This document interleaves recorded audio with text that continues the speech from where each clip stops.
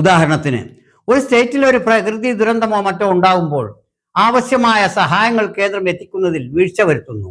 അവരുടെ ഭരണകൂടങ്ങൾ ഭരിക്കുന്ന സംസ്ഥാനങ്ങളാണെങ്കിൽ അവർ കൈ അയച്ചു കൊടുക്കുകയും സംഭാവന ചെയ്യുകയും ചെയ്യുന്നു. അതേസമയത്ത് അവർക്ക് ഇഷ്ടമില്ലാത്ത ഭരണകൂടങ്ങളുള്ള സംസ്ഥാനങ്ങളിലേക്കാവട്ടെ അവർ അർഹമായ വിഹിതം പോലും സമയത്തിന് നൽകുന്നില്ല, വൈമനസ്യം കാണിക്കുന്നു.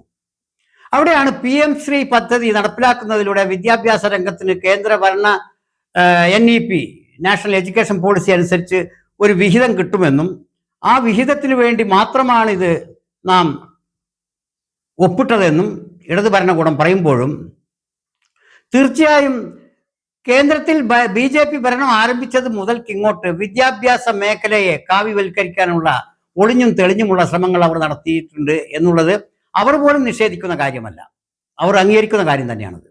അത് രാജ്യത്തിൻ്റെ ബഹുസ്വരതയ്ക്ക് എത്രമാത്രം പോറലേൽപ്പിക്കും എന്നതിനെക്കുറിച്ച് നമുക്ക് ഇനിയും അനുഭവപ്പെടാനിരിക്കുന്നതേ ഉള്ളൂ. ഇപ്പോൾ തന്നെ കുറേയൊക്കെ അനുഭവങ്ങളുണ്ടെങ്കിലും.